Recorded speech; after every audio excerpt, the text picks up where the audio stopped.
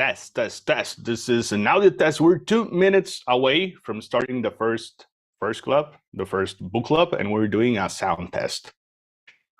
1, 2, 1, 2, test, test.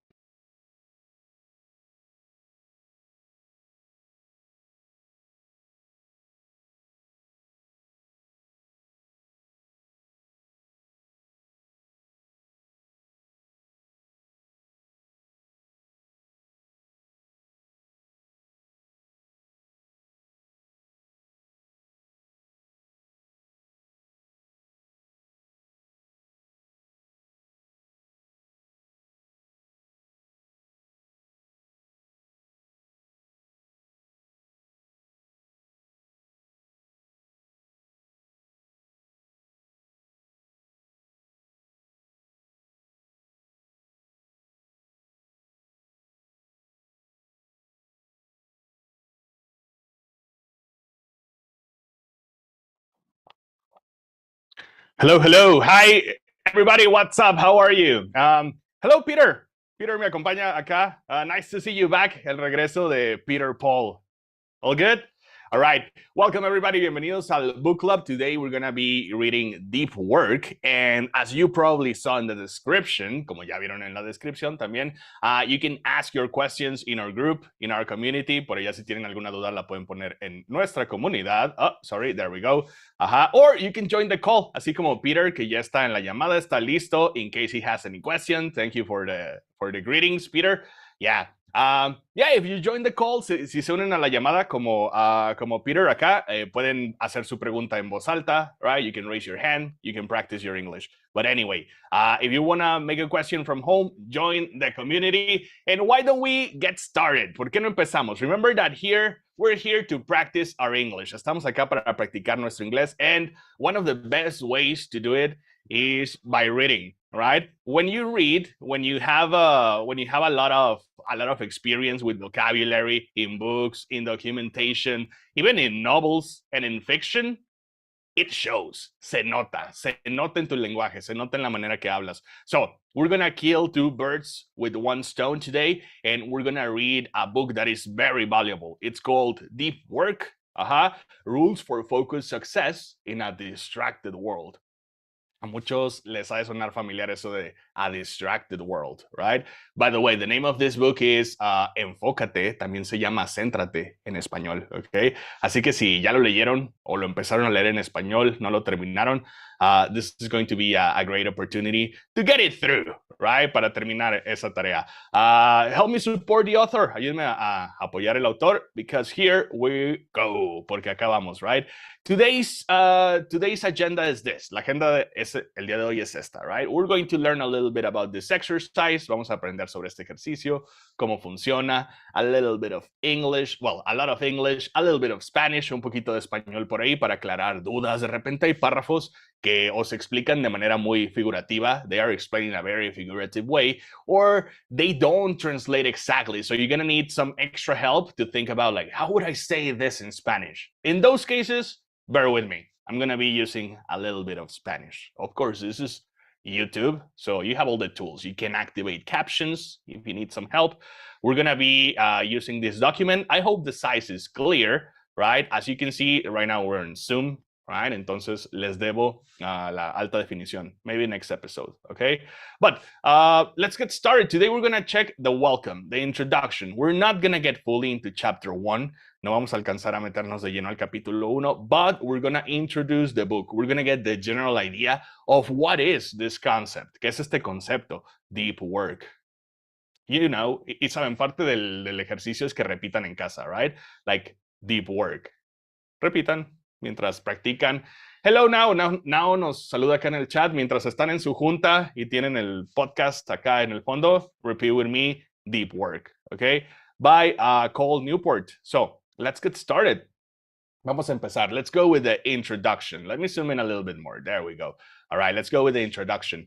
You know, something that we practice a lot in my classes is the pronunciation, because you can go by with introduction. Yeah, you can get around. You can live your life saying introduction, right? But it's even better if you practice the gringo pronunciation, the American pronunciation. If you start pretending right? You're gonna get comfortable with it. Si empiezas a fingirlo, eventualmente te sientes cómodo con ello, right? Entonces vamos a practicar. When you listen to me, repeat. Introduction, okay?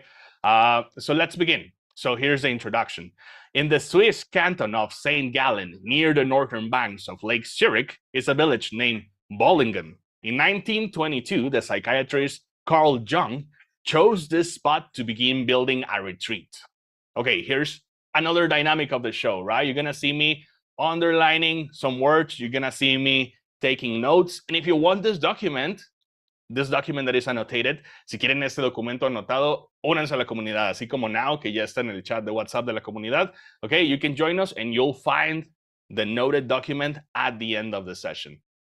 Si quieren unirse a la comunidad, mándenme un mensaje over here, right? Por acá arribita en mis redes, maybe LinkedIn, maybe Instagram, and I'll send you the link. Okay, so empezamos acá poniendo la escena en Suiza, right? Okay, chose, the past of choose, se escribe parecido, pero se pronuncia muy diferente, chose this spot to begin building a retreat. Eligió este lugar para empezar a construir su casa de campo, right? Retreat, something like that. Okay. He began with a basic 2-story stone house he called the Tower. All right, 2-story stone house. I think this is something. Welcome, Sergio. Sergio se está uniendo la llamada. I think this is something we checked in the last class, lo de llamarle a los pisos stories, right? You can say 2-floor, podemos decir de 2 pisos 2-floor, or we can also say 2-story, right? So no es de 2 historias, no, es una casa de 2 pisos. A 2-story stone house he called the Tower. Repeat with me, the Tower. After returning from a trip to India, where he observed the practice of adding meditation rooms to homes, there we go, he expanded the complex to include a private office. In my retiring room, I am by myself, Jung said of the space. I keep the key with me all the time. No one else is allowed in there except with my permission. Okay, let's check this vocabulary. Vamos a checar este vocabulario de acá. Where is it? Vi una palabra curiosa. 2-story. Where he observed, donde siguió la práctica, ¿no? De meditar en casa. Yeah, oh yeah, this one, of course. Una vocal difícil acá. It's not a, something like all right, repeat with me. Private office, and we connect. Private office. Everybody repeat at home. Private office, okay? All right, so he has like a secret place, a sanctum sanctorum, right? No one is allowed without his permission. Let's continue. In his book, Daily Rituals, journalist Mason Curry sorted through various sources on Jung to recreate the psychiatrist's work habits at the Tower. Jung would rise at 7 a.m., Curry reports, and after a big breakfast, he would spend 2 hours, oh my God, I have to make a note of this, 2 hours of undistracted writing time in his private office. Otra vez, private, repitamos, private. His afternoons would often consist of meditation or long walks in the surrounding countryside. There was no electricity at the tower. So as day gave way to night, light came from oil lamps and heat from the fireplace. Jung would retire to bed by 10 p.m. Okay. The feeling of repose and renewal that I had in... Oh, okay, I'm going to do a voice, okay? So this is supposed to be the person. The feeling of repose and renewal that I had in this tower was intense from the start, he said. Sí, se me olvidó hacer la voz. That's another dynamic here. We're going to be doing voices. Vamos a estar haciendo voces, okay? So check this out. We're looking at this person that wakes up at 7 a.m. and goes to bed at 10 p.m., right? How many of us have a similar schedule? 7 a.m., then 2 hours of writing, by bed at 10 p.m., right? I mean, in bed by 10 p.m. Yeah. Interesting. Hi, Pedro. Pedro nos saluda en el chat. Welcome, Sergio. If you have any questions, si tienen alguna duda, you can raise your hand. Pueden usar el emoji de levantar la mano. If you want me to repeat any word, you can put it in the chat as well. Si tienen alguna duda en general, okay? I think we're fine so far. Creo que hasta aquí tenemos bastantes cognados y palabras que no hay dudas, ¿verdad? Countryside, well, it's like the ranch, we say, ¿no? El campo, ajá. Yeah. Well, here we have a phrasal verb, gave way to night. So as they gave way to night, this is very, literary.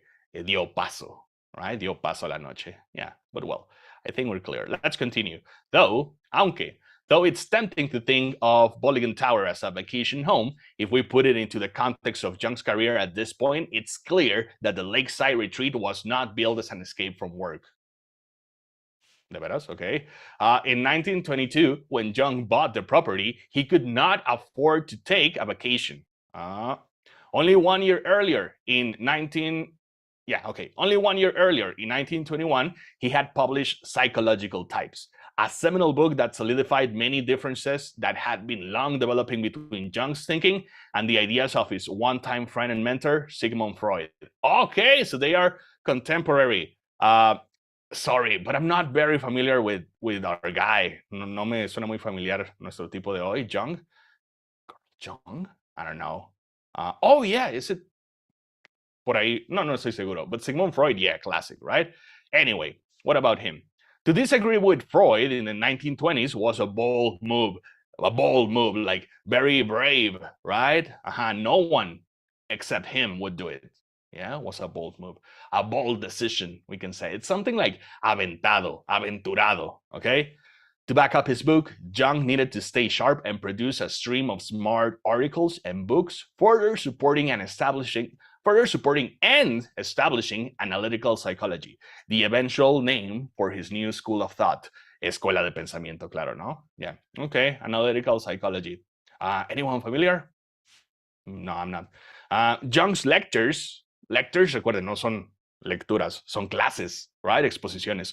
Jung's lectures and counseling practice kept him busy in Zurich. This is clear. But he wasn't satisfied with busyness alone, con la pura ocupación, busyness. He wanted to change the way we understood the unconscious, and this goal required deeper, more careful thought than he could manage amid his hectic city lifestyle. Jung retreated to Bollingen, not to escape his professional life, but instead to advance it. I get it, he's está experimentando, ¿no? Está preparando su teoría, así aislándose de las distracciones.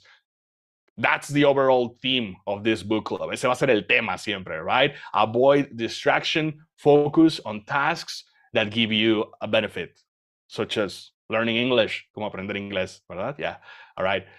Let's go to the next paragraph. Well, any question? ¿Alguna duda por acá? Lifestyle, estilo de vida, amid his hectic lifestyle, en medio, right? A lo largo, amid, como en medio de su hectic es alocado, right? Yeah, hectic city lifestyle. All right, don't confuse it with haptic, right? Which is a haptic feedback, la vibración, some keyboards, some controls, right? All right. ¿Dudas? Coffee break. All right, Café Nogueras, not a sponsor. Let's continue.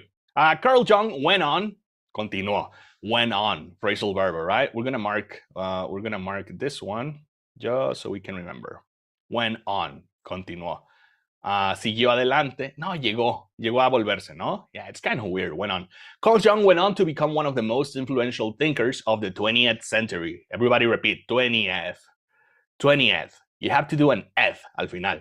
20, normal, 20, eth. 20th century.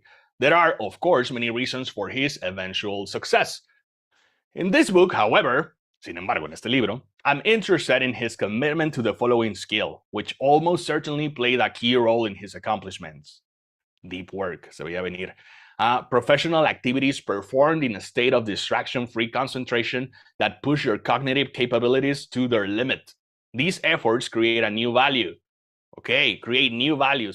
Improve your skill and are hard to replicate. Okay, that's important. Let's underline it. Vamos a subrayarlo, pero no de vocabulario. Right?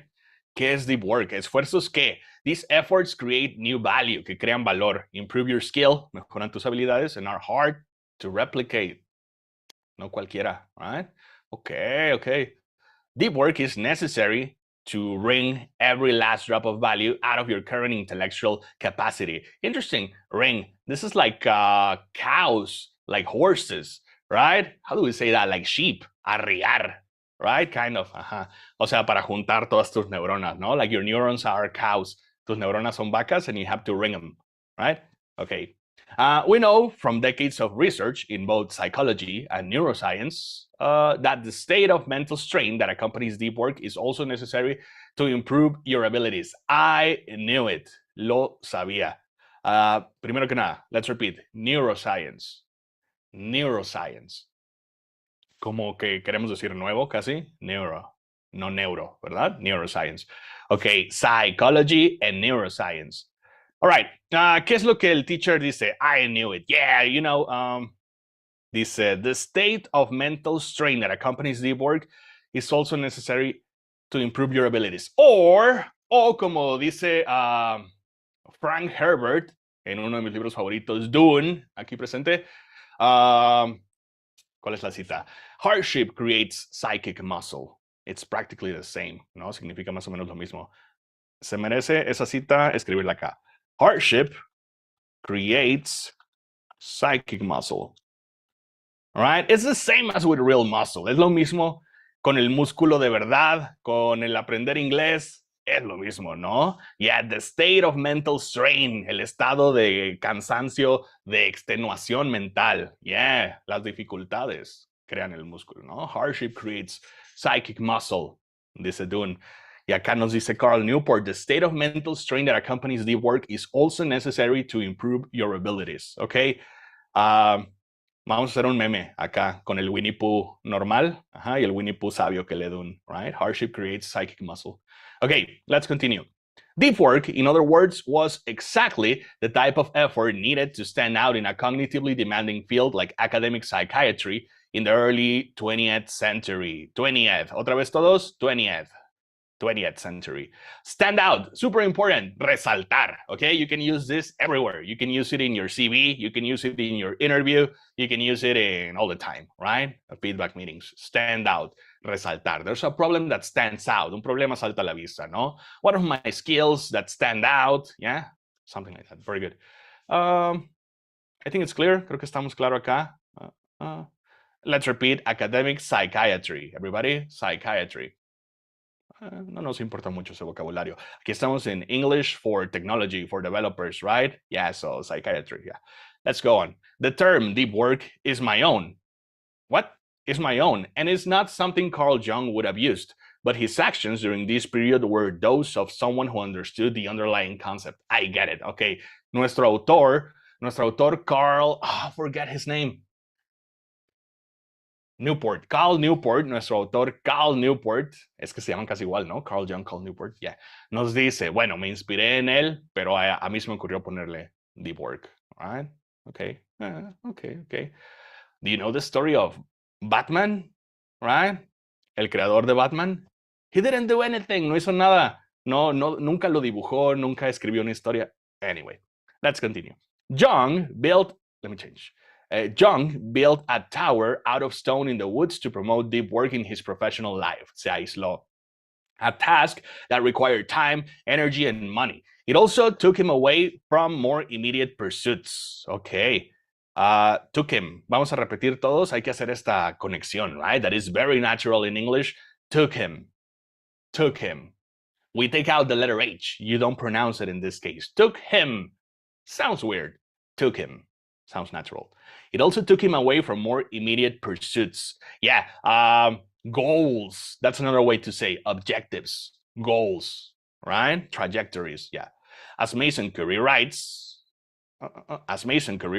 Jung's regular journeys to Bollingen reduced the time he spent on his clinical work,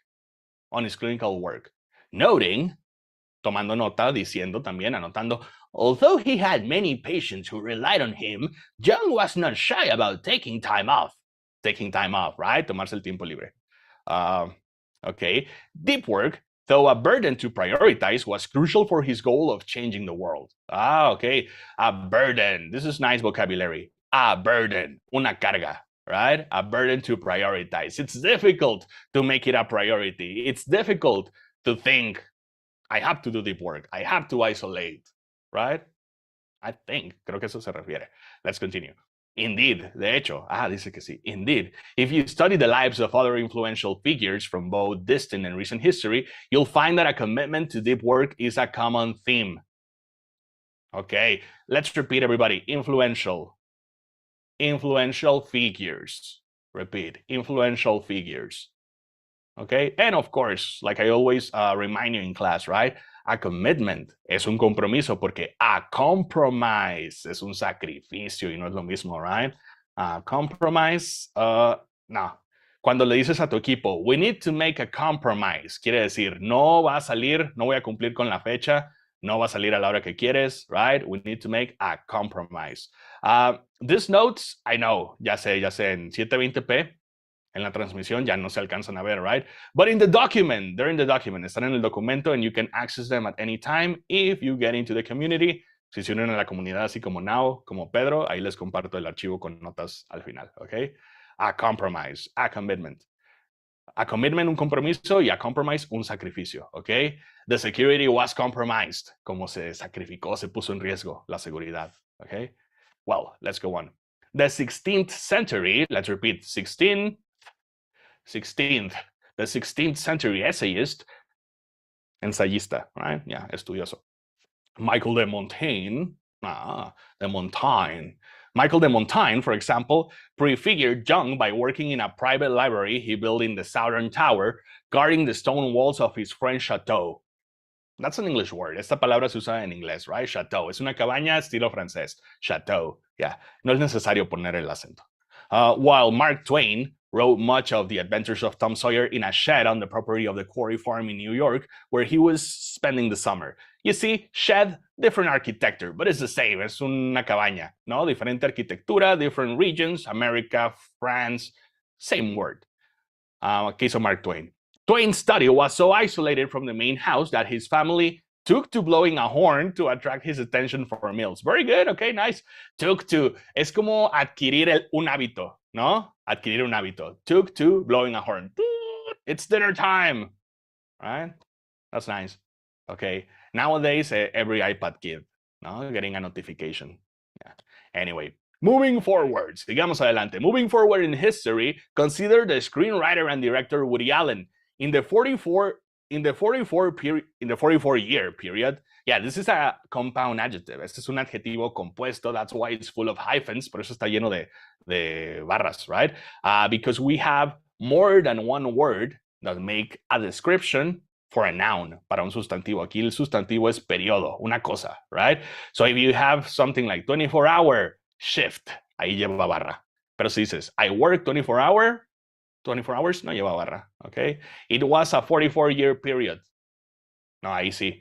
The period lasted 44 years. Ahí no lleva barra, okay? Between 1969 and 2013. Los que necesitan practicar los números, repitamos 1969 and 2013. 1969, 2013. Woody Allen wrote and directed 44 films that received 23 Academy Award nominations, an absurd rate of artistic productivity. Throughout this period, Allen never owned a computer. What? Really? Instead of completing all his writing free from electronic distraction, no lleva off, lo inventé yo. Instead, completing all his writing free from electronic distraction on a German Olympian SM3 manual typewriter. All right, a typewriter. That's nice. Una máquina de escribir, right? Por eso el verbo type es mecanografiar, escribir, yeah. Allen is joining his rejection of computers by Peter Higgs. Really? The guy from the Higgs boson, el del bosón de Higgs? Yeah. A theoretical physicist who performs his work in such disconnected isolation that journalists couldn't find him after it was announced he had won the Nobel Prize. Wow, okay. I would imagine that this guy, Higgs, what's his first name? Peter Higgs, would be like so connected, right? But no, opposite. Okay, repitamos. Physicist. Everybody at home, physicist. Physicist. Un poquito como scientist, right? Physicist. It's difficult. All right. I think so far vocabulary is fine, right? You shouldn't have any questions. Let's go on. So who else? J.K. Rowling, on the other hand, does use a computer. Oh, this is a nice tip, right? When you have one of these extra auxiliaries, it's because you are emphasizing. Estamos enfatizando. Este does no es necesario, pero nos da un sí que usa una computadora. Definitivamente usa una computadora, right? It's that emphasis. So J.K. Rowling, on the other hand, does use a computer, but was famously absent from social media during the writing of her Harry Potter novels, even though this period coincided with the rise of the technology and its popularity among media figures. Yeah, okay.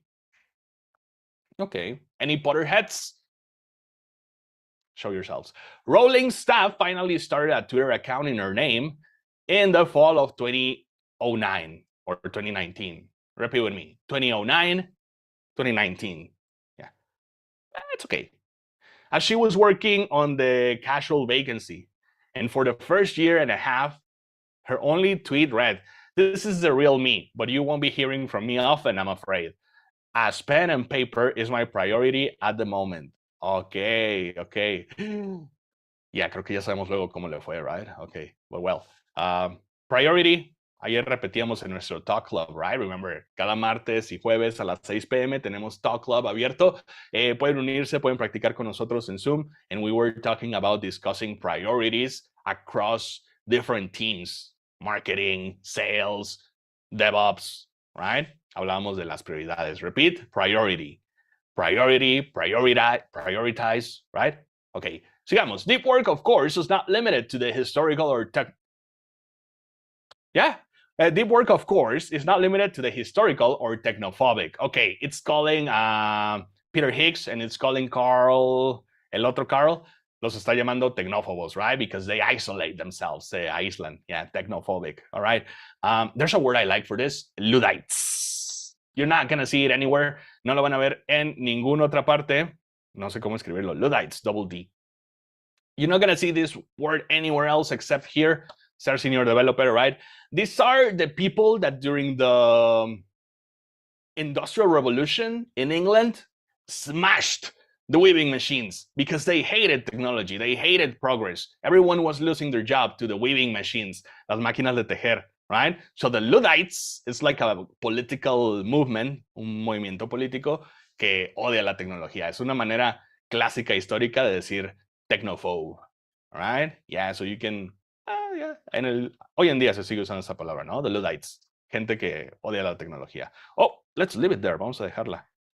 Luddites. All right, cool. Let's continue. Microsoft CEO Bill Gates famously conducted Think Weeks twice a year, during which he would isolate himself, often in a lakeside cottage. Estos ricos y sus tipos de cabañas, right? It's just another type of house. Ya, ¿cuántas llevamos? Chateau, shed, cottage, right? No es queso cottage como en español, no. Es cottage. Cottage. Yeah. To do nothing, para no hacer nada. To do nothing but read and think big thoughts. It was during the 1995 Think Week that Gates wrote his famous Internet tidal wave memo that turned Microsoft's attention to an upstart company called Netscape Communications. All right, 1995. ¿Qué andaba haciendo yo? Andaba teniendo 4 years or something, yeah. Okay, let's see. Acá tenemos, hay que aclarar unas cosas, ¿no? Internet tidal wave, what is that? It's like a tsunami, a tidal wave, okay? But well, it's the title of one of his memos. Upstart company, that means a new company, like startup, upstart, but this is an adjective, pero ese es un adjetivo, right? Upstart, que va comenzando, yeah. And then let's see. Netscape, no me suena, no, creo que no. They're not going to work. No va a pegar, ¿verdad? Yeah. And in an ironic twist, Neil Stephenson, the acclaimed cyberpunk author, cyberpunk author who helped form our popular concept of the internet age, is near impossible to reach electronically. You know, this is true. I have an anecdote here. Technomancer. We're talking about that book. Estamos hablando del libro Technomancer de Neil Stephenson, the one that inspired everything. Inspired the Matrix, inspired the Invisibles, inspired everything, right? He didn't know anything about tech. Yeah, all his terms are made up. The technology in his novel doesn't make much sense, right? There's a part where a hacker says, "Somebody get me a modem," right? What the hell is that? Yeah, y él dice, sí, no tiene sentido, es que no sabía que era un modem, right? But it's super fun. So it's true. Es cierto. They were like focused on, in this case, writing, not technology, right? Ironic, como dice acá, irónico, ironic, considering that this is the basic for all of this, right? The style that you see in my overlay, here's the inspiration, Neil Stephenson, yeah. All right, where were we? ¿Dónde íbamos? His website, over here, his website offers no email address and features an essay about why he's purposefully bad at using social media. Here's how he once explained the omission. We're going to do a good voice here. If I organize my life in such a way that I get lots of long, consecutive, uninterrupted time chunks, I can write novels. If I instead get interrupted a lot, what replaces it? Instead of a novel that will be around for a long time, there is a bunch of email messages that I have sent out to individual persons. Absolutely. Have you ever felt like you spent 3 hours on social media and can't remember anything? This is what he's talking about, right? Yeah, if he's productive, y vamos a introducir el concepto de shallow work, right? If he's productive with shallow work, answering emails, right? He's not going to get into deep work, right? But well, let's continue. The ubiquity, right? The dilemma. The ubiquity of deep work among influential individuals is important to emphasize because it stands in sharp contrast to the behavior of most modern knowledge workers, a group that's rapidly forgetting the value of going deep. What? Okay. In sharp contrast to the behavior of most modern knowledge workers. Who are these? ¿Quiénes son? Most modern knowledge workers, a group that's rapidly forgetting the value of going deep. Okay, I think we're going to analyze it. Creo que lo vamos a discutir, analizar, right? But let's put it in green. Modern knowledge workers. Yeah, opinions in the chat. Thank you. Let's see. Let's continue. The reason knowledge, oh, yes, of course. The reason knowledge workers are losing their familiarity. Try this, right? When you find a long word, always say the root. Siempre empiecen diciendo la raíz, la parte que se les hace fácil, familiar, right? And add the rest. The pronunciation is going to stay the same. The intonation is going to stay the same. La entonación y pronunciación se quedan como en la raíz, right? Familiarity. Okay, repeat with me. Their familiarity. Okay. The reason knowledge workers are losing their familiarity with deep work is well-established network tools. This is a broad category that captures communication services like email, okay, and SMS, social media networks like Twitter and Facebook. I understand now. Sorry, there we go, Bert. And the shiny tangle of infotainment sites like BuzzFeed and Reddit in aggregate. The rise of these tools, combined with ubiquitous access to them through smartphones and I'm going to stop doing this. Through smartphones and networked office computers has fragmented most knowledge workers' attention into slivers. Finding this one. Into slivers. 2012 McKinsey study found that the average knowledge worker now spends more than 60% of the work week engaged in electronic communication and internet searching, with close to 30% of a worker's time dedicated to reading and answering email alone. Wow, okay. Let's check some vocabulary. Slivers, son como pequeñas rebanadas, ¿no? Small, yeah, slivers. Yeah, that's it. Un hilo. Very small amount. Una cantidad muy pequeña, ¿no? A very small amount. Okay. Tangle. This is a good one. Tangle. Enredadera, right? Those who like Pokemon may remember Tangela, who's just like Tangle Pokemon, right? Yeah, quiere decir enredadera. Okay. Tangle, enredar. What else? I think it's clear.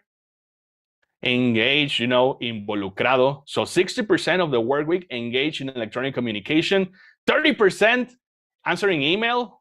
No, it's part of it. Parte, ¿no? Parte del 60%. Del 60%, 30% is email. Okay, I get it. All right. So no es 90, no. Okay. The state of fragmented attention cannot accommodate deep work. No puede atender, right? No se adapta, accommodate. Como acomodar, right? Adaptarse, yeah. This state of fragmented attention cannot accommodate deep work, which requires long periods of uninterrupted thinking. At the same time, however, modern knowledge workers are not loafing. In fact, they report that they are as busy as ever. What explains the discrepancy? A lot can be explained by another type of effort, which provides a counterpart to the idea of deep work. Vamos a dejarlo ahí pendiente. Let's check this out. Oh yeah, loafing. That's like relaxing, wasting time, right? Loafing. Yeah. Workers are not loafing. No es que se estén haciendo guajes, right? In Spanish, yeah. Okay, let's go with, so what is the opposite? What is the anti-deep work? shallow work, right? Shallow, as we said before, means superficial work, shallow work, right? Non-cognitively demanding. Logistical style tasks often performed while distracted. These efforts tend to not create much new value in the world and are easy to replicate. Yeah, okay, I see. Non-cognitively demanding, no te requieren tu conciencia totalmente, right? You can listen to music. Yeah, you can copy-paste, I don't know. Logical style tasks. Everybody repeat, repitamos en casa, tasks, the plural, tasks. Yeah. Often perform while distracted.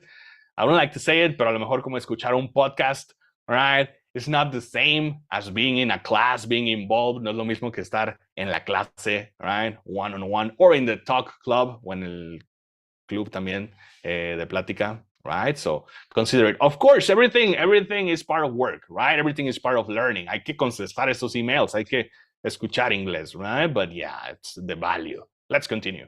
In an age of network tools, in other words, knowledge workers increasingly replace deep work with the shallow alternative, constantly sending and receiving email messages like human network routers, with frequent breaks for quick hits of distraction. Okay. Larger efforts that would be well served by deep thinking, such as forming a new business strategy or writing an important grant application, get fragmented into distracted dashes that produce muted quality. Okay. Let's analyze this one because it got C2, se puso C2 la situación acá. Larger efforts that would be well served. Right? Fancy introduction, muy bien, Cal Newport. Sí, los esfuerzos más consistentes, más dedicados, más destacados, los que esperaríamos, que sería de esperar. Sería esperar que aportaran al deep work, right? Es lo que nos está diciendo. ¿Tú crees que lo más difícil es deep work? Ajá. Se fragmentan, nos podemos saltar hasta acá. Los esfuerzos más difíciles, más duros, se fragmentan into distracted dashes that produce muted quality. This is a problem, right? That, yeah, you have large efforts, but we fragmented, okay?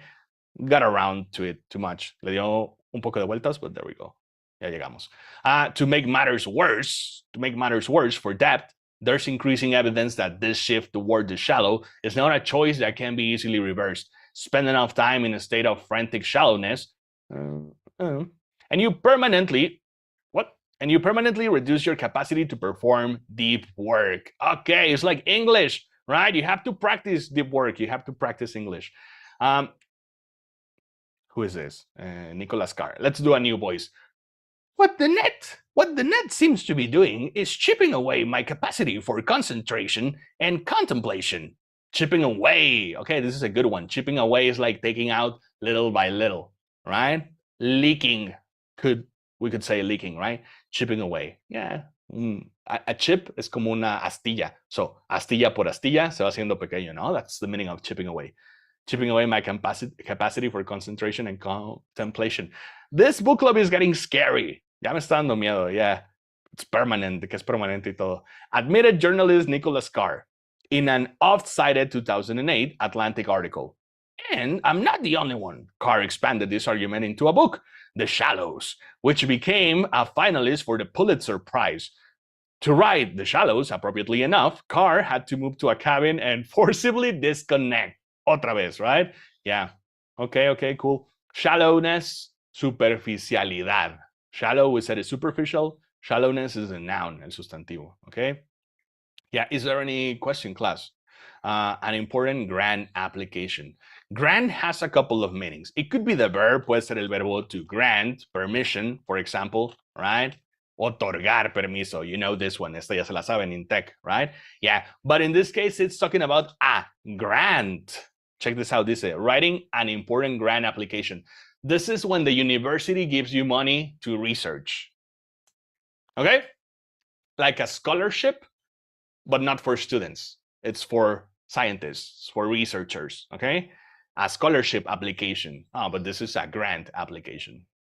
All right, cool. Let's see. I think we're fine. Yeah, everybody repeat at home. Finalist. Yeah, cool. Let's go on. The idea that network tools are pushing our work from the deep toward the shallow is not new. The Shallowness was just the first in a series of recent books to examine the internet's effect on our brains and work habits. These subsequent titles include William Powers, what's the phrase? Shagadelic, baby, Austin Powers, right? Hamlet's Blackberry, that's the name. John Freeman's The Tyranny, or Tyranny, if you're fancy, The Tyranny of Email, and Alex Sujin Kim Pang's, perfect, The Distraction Addiction.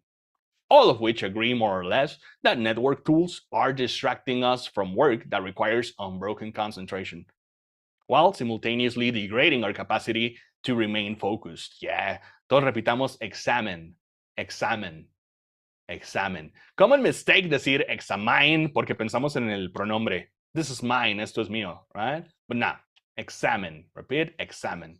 Yeah, repeat with me, degrading. Noten que las palabras que son como des o anti, right, are pronounced de. Debug, degrading, delete, destroy. Okay, there's a pattern there. Yeah. Let's continue. Given this existing body of evidence, I will not spend more time in this book trying to establish this point.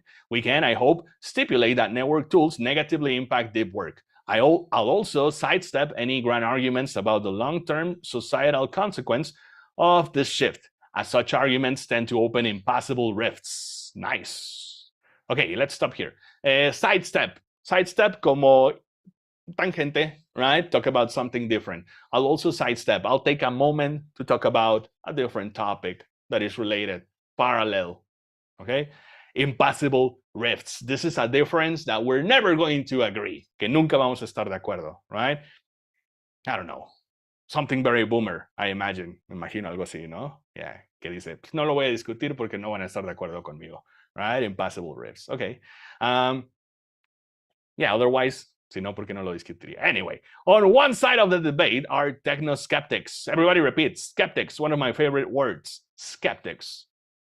Skeptics, incrédulo, right? What is the opposite? Gullible. Gullible. Alguien que se cree todo, ¿no? Yeah, careful with the emails. If you're very gullible, yeah, careful with phishing and phishing attempts, right? Gullible. Ahí está para el stream, 4K. Y acá queda para el documento, gullible. Okay, so one side of the debate are techno-skeptics like Jaron Lanier and John Freeman, who suspect that many of these tools are at least, that suspect that many of these tools, at least in their current state, damage society. While on the other side, techno-optimists like Clive Thompson argue that they're changing society for sure, but in ways that will make us better off.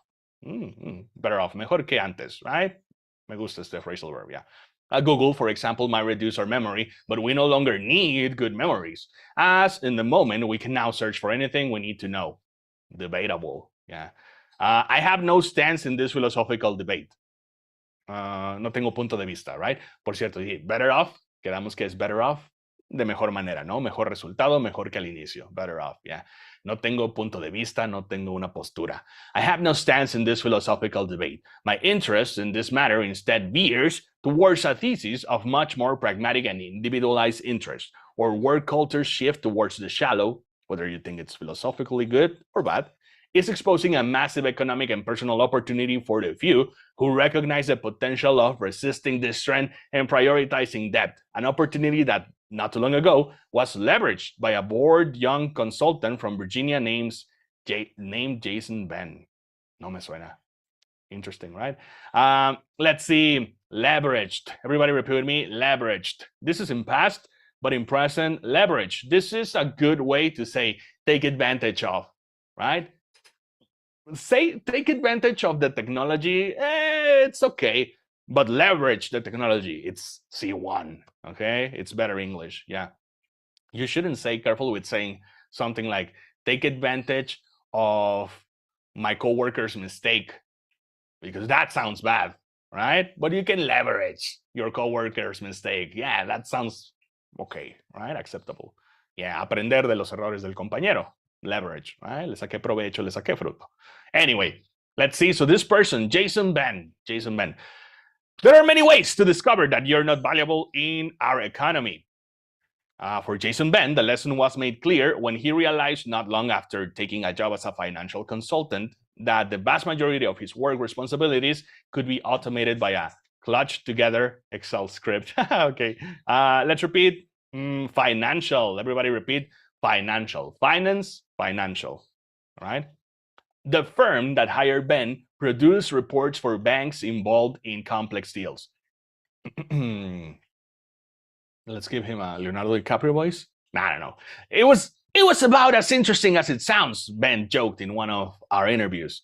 The report creation process required hours of manual manipulation of data in a series of Excel spreadsheets. Todos repitamos, spreadsheets.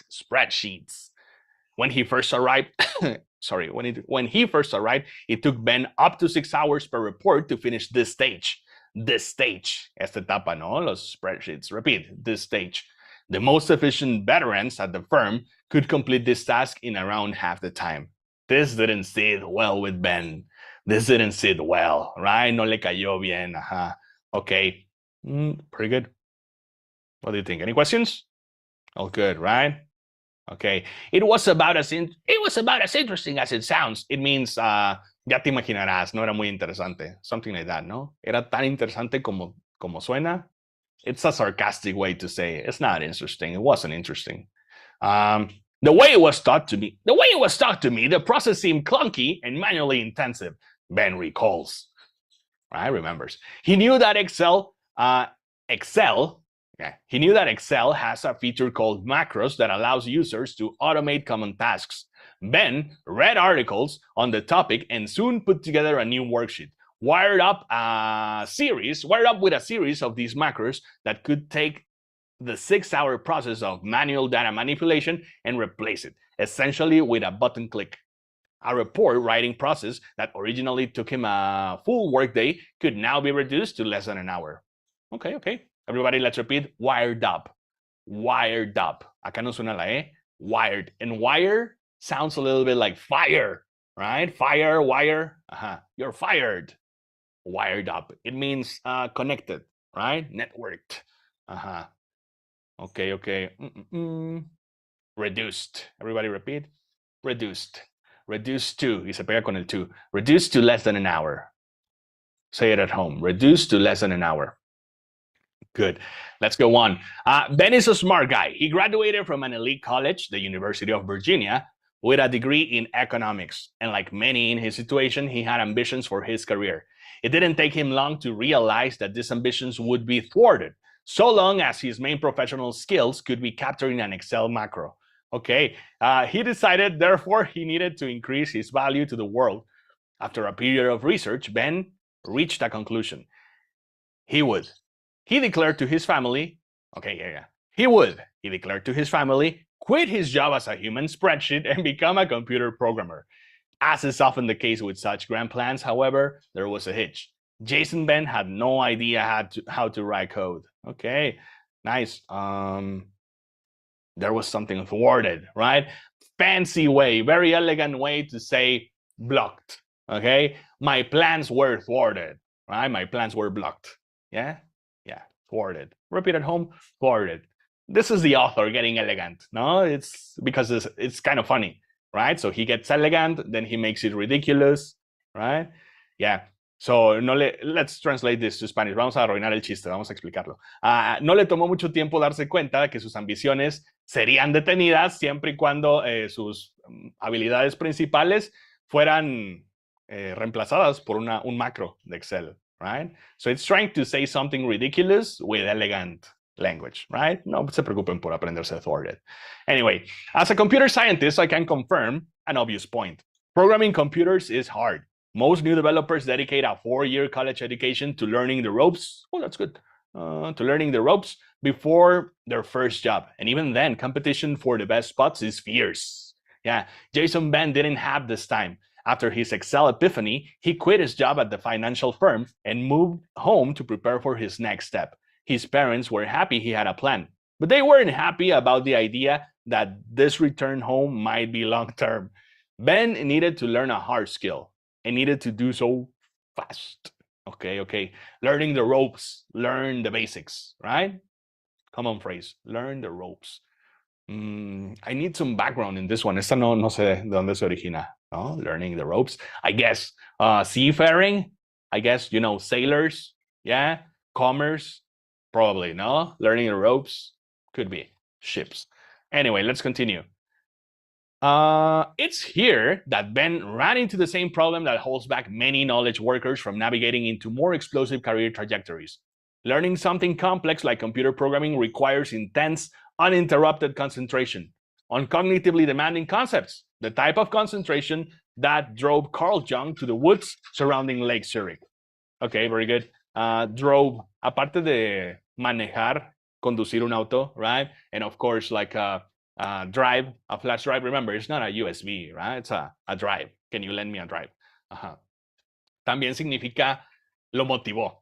Okay, what drives you? ¿Qué te motiva? This is an interview question, right? What drives you? During college, my parents, I don't know, making my parents' dreams come true drove me, me motivó, right? Okay, drove. So lo llevó al lago Zurich, igual a aislarse, right? This task, in other words, is an act of deep work. Most knowledge workers, however, as I argued earlier in this introduction, have lost their ability to perform deep work. Ben was no exception to this trend. ¿Qué va a pasar? I was always getting on the internet and checking my email. I couldn't stop myself. It was a compulsion, Ben said, describing himself during the period leading up to his quitting his finance job. To emphasize his difficulty with debt, Ben told me about a project that a supervisor at the finance firm once brought to him. Okay, brought to him, right? Hay unas cuantas, this is very C2, esto ya es muy nivel C2. Hay unos cuantos verbos que pueden o no llevar la preposición, right? Once brought him, once brought to him. Yeah, but this is very C2. Very good. They wanted me to write a business plan, he explained. Ben didn't know how to write a business plan, so he decided he would find and read 5 different existing plans, comparing and contrasting them to understand what was needed. Very good. Repeat. Comparing and contrasting. Comparing and contrasting. Diferente entonación, ¿verdad? Comparing, contrasting. Yeah. Comparing and contrasting. This was a good idea, but Ben had a problem. I couldn't stay focused. There were days during this period, he now admits, when he spent almost every minute, 98% of my time, surfing the web. The business plan project, a chance to distinguish himself early in his career, fell to the wayside. La cuneta, right? Lost priority. It lost priority. By the time he quit, Ben was well aware of his difficulties with deep work. So when he dedicated himself to learning how to code, he knew he had to simultaneously teach his mind how to go deep. His method was drastic but effective. I locked myself in a room with no computer, just textbooks, note cards, and a highlighter. A highlighter like this, right? Marca textos. He would highlight the computer programming textbooks, transfer the ideas to note cards, and then practice them out loud. These periods of free-form electronic distraction were hard at first, but Ben gave himself no other option. He had to learn this material, and he made sure there was nothing in that room to distract him. Over time, however, he got better at concentrating, eventually getting to a point where he was regularly clocking 5 or more disconnected hours per day in the room, focused without distraction on learning this hard new skill. Okay. This is getting scarier, yeah. Y nos dice, I probably read something like 18 books on the topic by the time I was done, he recalls. Okay, it's starting to sound tough. After 2 months locked away studying, Ben attended the notoriously difficult Dev Bootcamp, 100-hour-a-week crash course. What? Okay, 100-hour-a-week crash course in web application programming. Crash course. Es como un curso. Many things. It's a course that is in a short amount of time, they pack a lot of information. This is a crash course, all right? Yeah, cuando te contratan y el que estás reemplazando ya se va, he gives you a crash course, right? So this is a crash course. 100-hour-a-week crash course in web application programming. While researching the program, Ben found a student with a PhD from Princeton who had described Dev as the hardest thing I've ever done in my life. Yeah, that's a good voice. Okay. Given both his preparation and his newly honed ability for deep work, Ben excelled. Some people show up not prepared, he said. They can focus, they can learn quickly. Only half the students who started the program with Ben ended up graduating on time. Ben not only graduated, but was also the top student in his class. So it paid off, si le dio resultado, right? Focusing on the technique of deep work first, then taking the bootcamp, and yeah, leveraging it 100%, sacarle provecho al máximo, right? Honed. When you have a knife and you need to hone your knife, right? Sacarle filo, newly honed ability. Okay, let's continue. Next paragraph, the deep work paid off. That's what I said, book. Eso es justo lo que acabo de decir. The deep work paid off. Ben quickly landed a job as a developer at a San Francisco tech startup with 25 million in venture funding, and its peak of employees. When Ben quit his job as a financial consultant only half a year earlier, he was making $40,000 a year. His new job as a computer developer paid $100,000 a year, an amount that can continue to grow, essentially without limit in the Silicon Valley market, along with his skill level. Okay, paid off, ya lo mencionamos, dio frutos, dio resultados, right? Rindió frutos, yeah. I would like to, real quick, go back. Vamos a ver de qué año exactamente es esta edición, so we can get a better understanding of that figure, right? $100,000. Where's the editorial date? I don't know. When was it published? Somebody Google it. Anyway, somebody Google it, okay? Me dicen de qué año es el libro. Let's continue. So, we're right here. When I last spoke with Ben, he was thriving in his new position. A newfound devotee of deep work. He rented an apartment across the street from his office, allowing him to show up early in the morning before anyone else arrived and work without distraction. Okay. A newfound devotee, un nuevo devoto, right? Thriving, this is good. This is a good one for interviews. When you do well, when you do good, you can say, I thrive in small teams. I thrive in small teams. I work better in small teams. I thrive working remotely. Okay, I work better when I'm remote. Thrive, es como prosperar, algo así, te va bien, right? Okay, on good days, I can get in 4 hours of focus before the first meeting, he told me. That's very good. Then maybe another 3 to 4 hours in the afternoon. And I do mean focus. No email, no hacker news, a website popular. This is a website popular among tech types, just programming.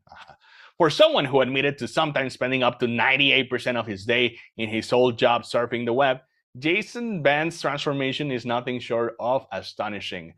Yeah, but also he's now his own boss, right?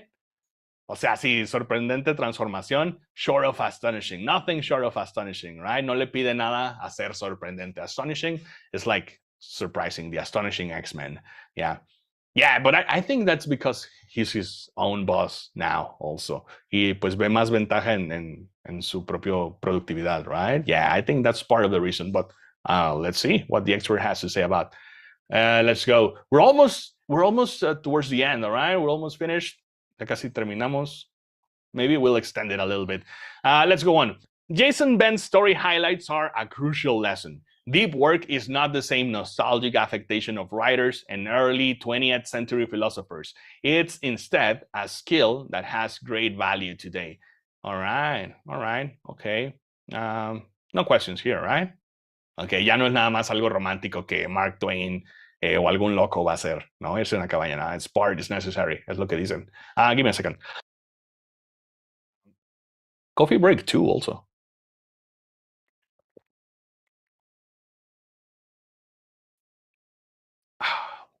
There are 2 reasons for this value. The first has to do with learning. Está relacionada, has to do, right? Así decimos, tiene que ver, has to do. No has to see. The first one has to do with learning. We have an information economy that's dependent on complex systems that change rapidly. Some of the computer languages when learned, for example, didn't exist 10 years ago and will likely be outdated 10 years from now. Opposite of updated, outdated. Similarly, someone coming up in the field of marketing in the 1990s probably had no idea that today they need to master digital analytics. To remain digital analytics. To remain valuable in our economy, therefore, you must master the art of quickly learning complicated things. This task requires deep work. If you don't cultivate this ability, you're likely to fall behind as technology advances. Okay, fall behind, phrasal verb, atrasarte, ¿no? Yeah, I'm falling behind, me estoy atrasando con el inglés, I'm falling behind on my English. I should go to serseniordeveloper.com, right? Register classes. Ahí va. Yeah. Oh, I forgot, se me había olvidado. I have a, over here also, wait a second. I have something cute here. Yeah, subscribe. There we go. I'd forgotten, se me había olvidado. I got this overlay, right? Subscribe, please, if you're watching this or watching the recording, maybe subscribe. Go to Search Senior Developer, join the course, like here. Oh, now, thank you. Now he's telling me that the book was published in 2016. So this figure, este salario, 100,000 for a developer in Silicon Valley, ya llovió, ¿no? Ya fue casi 10 años, yeah, okay. Well, thank you, Naomi. Subscribe and let's continue. Wait a second. I forgot. Se me olvidó cuál era mi... Yeah, there we go. All right. Let's see. I think there was some... Yeah, vamos a practicar pronunciación. Similarly. Everybody repeat. Similarly. Similarly. Ayer platicábamos del equipo de marketing en el Talk Club de cada martes y jueves a las 6 p.m. completamente gratis, únanse. Hablábamos del equipo de marketing and we were trying to improve our pronunciation of the letter T, right? Because marketing is functional, funciona, but we feel more comfortable. We feel more confidence when we can say marketing, like the native speakers, right? A difficult word that we were practicing yesterday was marketer. La persona de mercadotecnia, right? Se llama el mercadólogo. Marketer. Marketer. That's a good challenge. Practice at home, practiquen en casa. Marketing, marketer. Right? A good way to get comfortable, de ponerse cómodo con la pronunciación of the letter T that becomes a T, an R, right? Let's go on. The second reason that deep work is valuable is because I remember. Yeah, I wanted to mention and highlight in green, quería subrayar esta. To remain valuable in our economy, therefore, you must master the art of quickly learning complicated things. Okay, you see? That's not good news, but well, para mantenerse valioso en nuestra economía, therefore, ¿qué quiere decir therefore? Entonces, right? Lo pondríamos nosotros en español al inicio, ¿no? Entonces, para mantenerse, but in English, we put it in the middle, such as though, a veces lo hacemos con though, right, or therefore. You must master, hay que dominar, dominar the art of quickly learning complicated things. Good luck. English included. Ahí va el inglés, ¿no? Complicated things. Pronunciation and such. The second reason that deep work is valuable is because the impacts of the digital network revolution cut both ways. If you can create something useful, its reachable audience, that's, for example, employers or customers, is essentially limitless, which greatly magnifies your reward. On the other hand, if what you're producing is mediocre, then you're in trouble, as it's too easy for your audience to find a better alternative online. Yeah, whether you're a computer programmer, writer, marketer, consultant, English teacher, or entrepreneur, your situation has become similar to Jung trying to outwit Freud. Outwit. Outsmart, be smarter than, salir más listo que Freud, right? Es el verbo. Me saliste más listo. Oh, you outwitted me. To outwit Freud. Or Jason Ben trying to hold his own in a hot startup. To succeed, you have to produce the absolute best stuff you're capable of producing. A task that requires depth, right? Profundidad, depth. Yeah, okay, good. Any questions? Let's repeat. Audience. Esas palabras con AU que suena como una letra O de español. Author. Yeah, automation, automatic, audience. Repeat, audience. Yeah. Okay. Outwit. Dijimos que es más listo, ¿no? Yeah, they outwitted me. Mediocre. Repeat with me. Mediocre. Carl Newport, se me olvida el nombre. Ya, Cal Newport, déjame, ya voy a pagar para transmitir en HD, right? But well, sorry this time. It's a test. Es una prueba. Let's see next. The growing necessity of deep work is new. In an industrial economy, there was a small-scale labor and professional class for which deep work was crucial. Let's analyze that. The growing necessity of deep work is new. Okay, what are we talking about? Industrial revolution or what? In an industrial economy, there was a small skilled labor and professional class for which deep work was crucial. Okay, we're talking about like specialized workers in factories, I think. But most workers could do just fine without ever cultivating an ability to concentrate without distraction. Okay, you worked in a factory. It's better not to get your hand stuck in a machine, but it happens, right? Yeah, sería mejor que no sucediera, but it can happen. Yeah, okay. I think we're talking about those people. They were, there we go. Ahí está la explicación. They were paid to crank widgets, right? And not much about their job would change in the decades they kept it. But as we shift to an information economy, more and more of our population are knowledge workers, and deep work is becoming a key currency, even if most haven't yet recognized this reality. We're here. We're learning it 2016, we're learning it a few years, I'm learning it a few years late, a lo mejor ustedes ya leyeron el libro, right? But this is the new currency, la nueva moneda, right? Deep work is not, in other words, an old-fashioned skill falling into irrelevance. No es cosa de viejos esquizofrénicos ermitaños, right? Como Mark Twain, alcohólicos. It's instead a crucial ability for anyone looking to move ahead in a globally competitive information economy that tends to chew up and spit out those who aren't earning their keep. Ok. Que no están pagando su carga, ¿no? Ajá, que no. Que no crecen lo que se comen, decimos acá en el rancho, right? No cultivan ni lo que te comes, The real rewards are reserved not for those who are comfortable using Facebook, a shallow task easily replicated, but instead for those who are comfortable taking English classes, building the innovative distributed systems that run the service.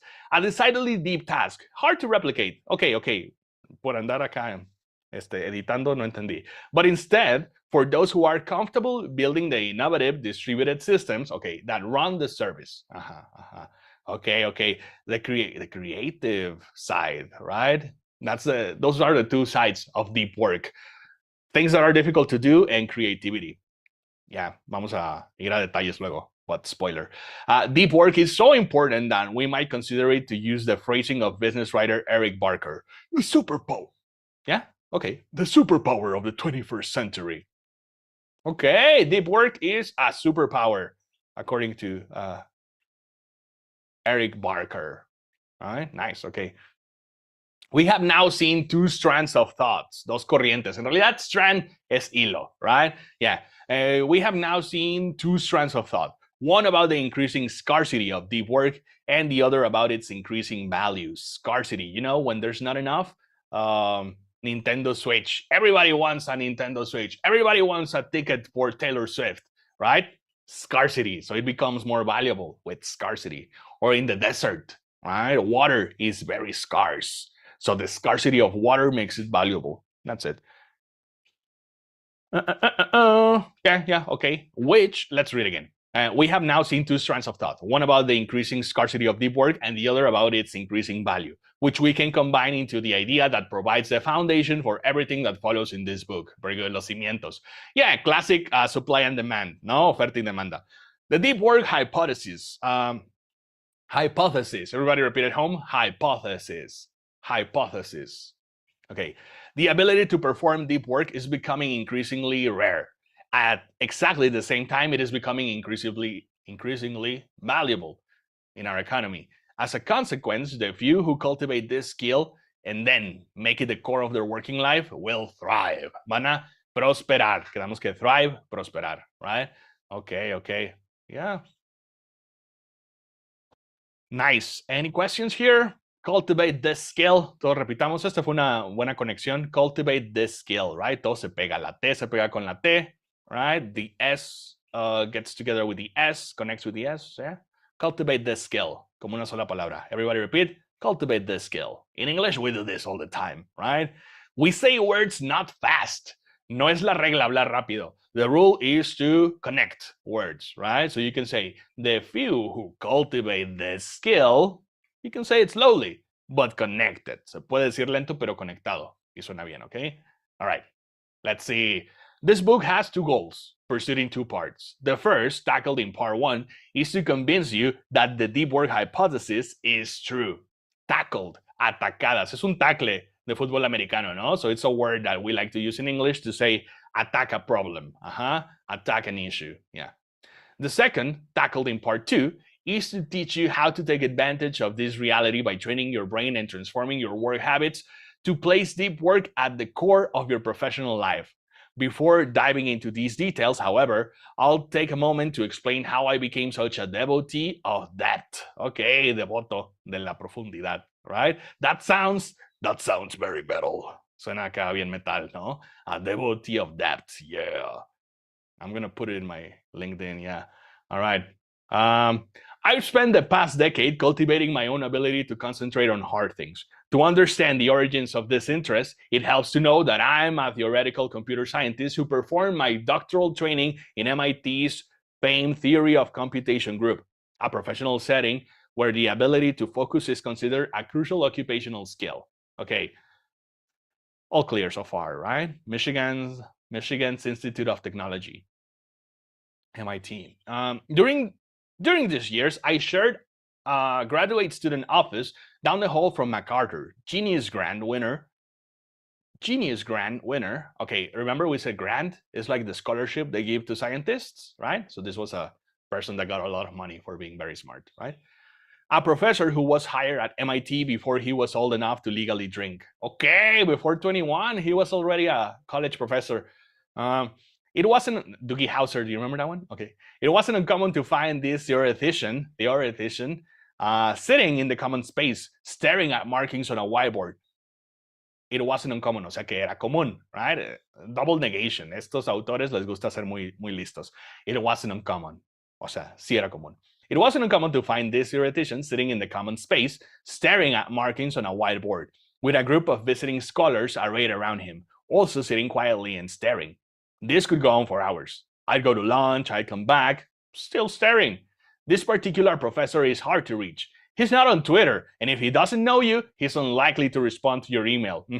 Last year, he published 16 papers. Okay, that's why everyone arrays around him. Todo el mundo se acomoda a su alrededor. You know, an array es un acomodo, right? So we can also use it like for people, right? Acomodados a su alrededor, arrayed around him, yeah. Because he avoids the internet. Okay. This type of fierce concentration permeated the atmosphere during my student years. Not surprisingly, I soon developed a similar commitment to depth. To the chagrin, this is a very good one, much to my chagrin. To the chagrin of both of my friends and the various publicists I've worked with on my books, I've never had a Facebook or Twitter account or any other social media presence outside of a blog. Yeah, para tu descontento, algo así. We usually say much to my chagrin, muy a mi pesar, right? Para el pesar de mis amigos y los publicistas, right? Much to my chagrin, I had to work on Saturday. Muy a mi pesar, okay? Chagrin. It's one of those words que la CH se pronuncia como machine, right? Machine, como machine learning. Yeah, chagrin. To the chagrin of both my friends. Yeah. Okay.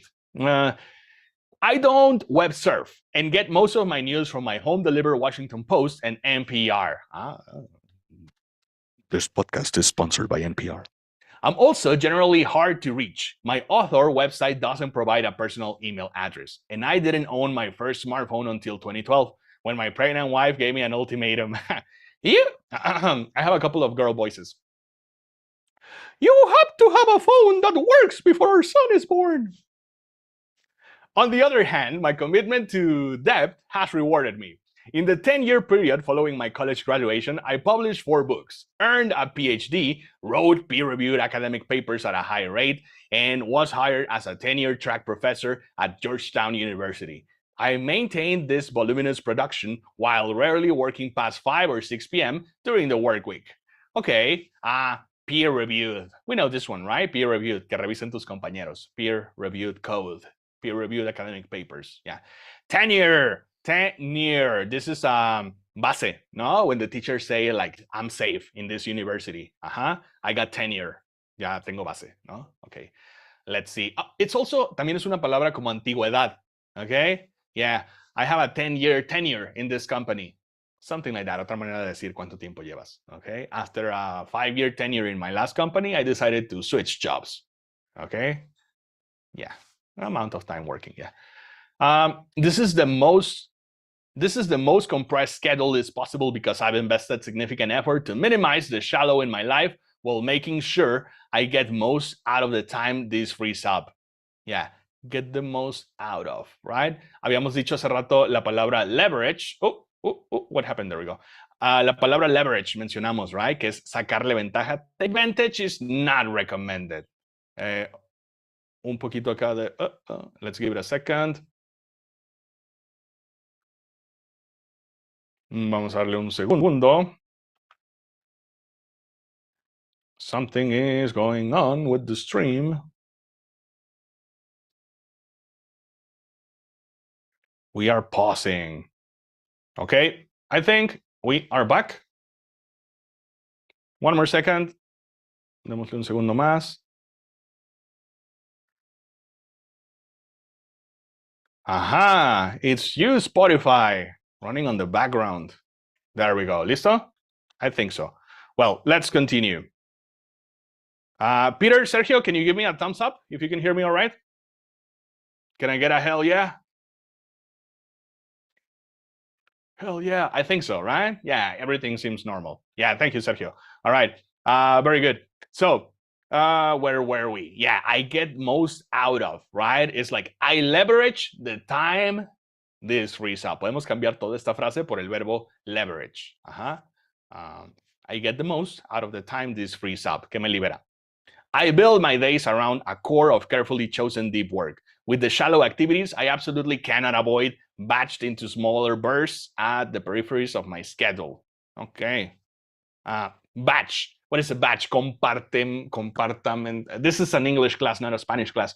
Compartamentalizadas. That's it. Batch into smaller bursts. Explosions. No explosiones. Compartamentalizadas. Yeah.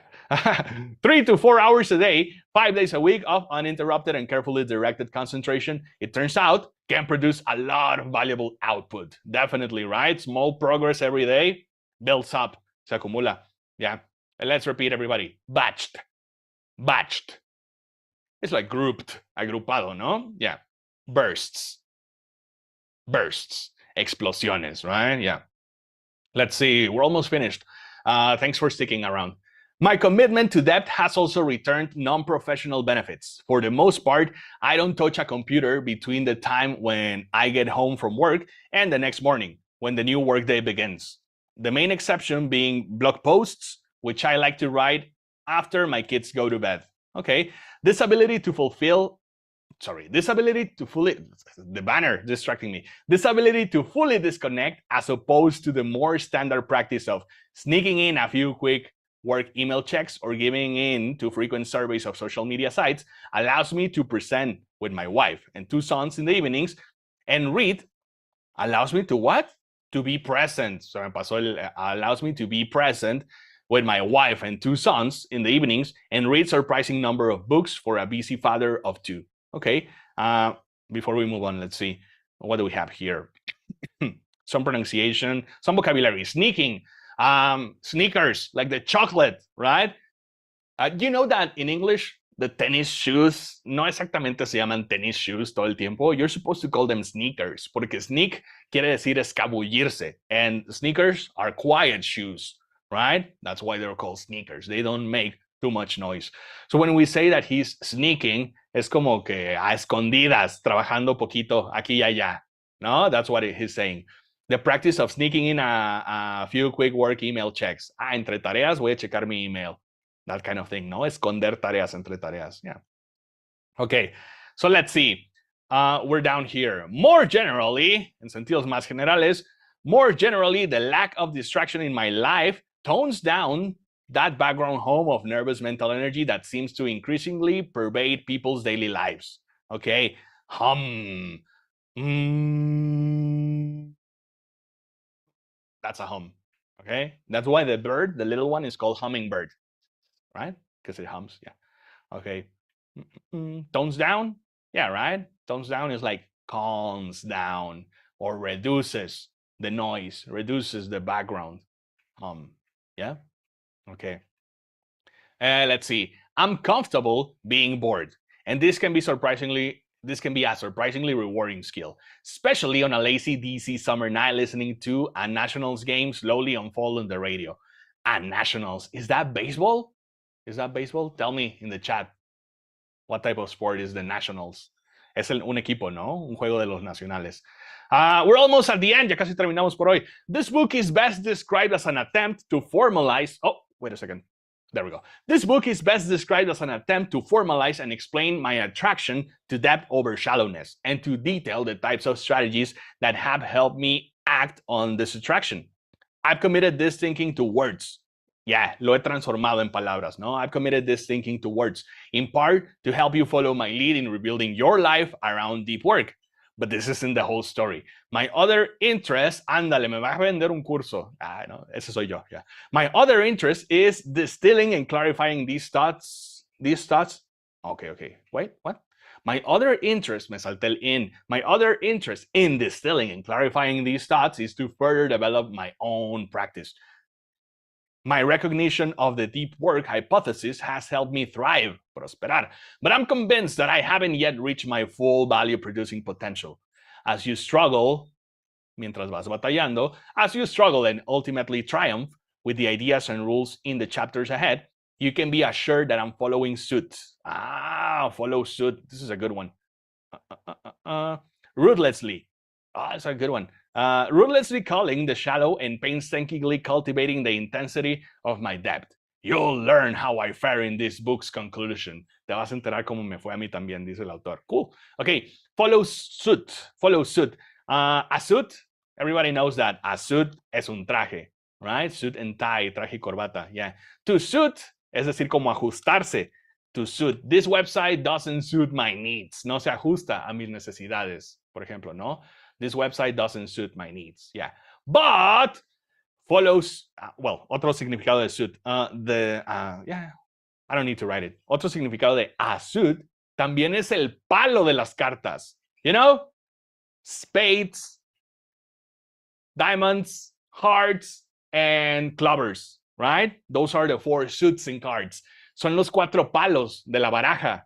You know? Yeah? So when we say follow suit, quiere decir que somos del mismo palo, vamos haciendo lo mismo, right? I'm following suit. Yo voy a ir haciendo lo mismo, voy a ir en el mismo camino. It's a weird way to say, I'll do the same. Yo haré lo mismo, okay?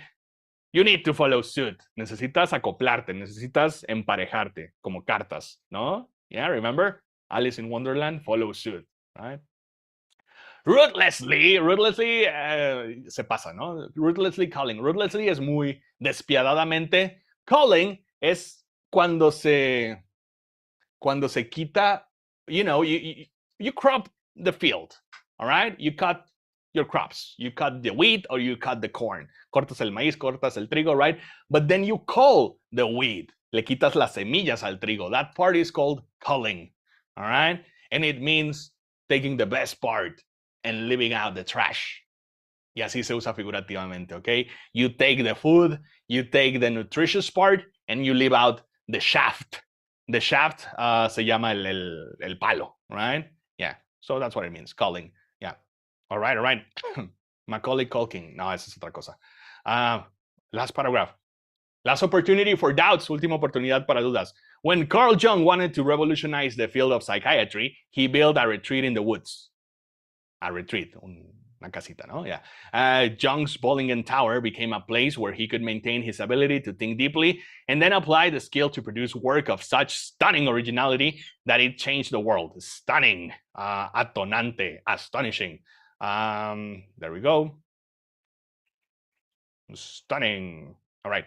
In the pages ahead, I'll try to convince you. Oh, 1 second. A little bit of slowdown. Vamos a darle un segundo. In the meantime, last coffee break.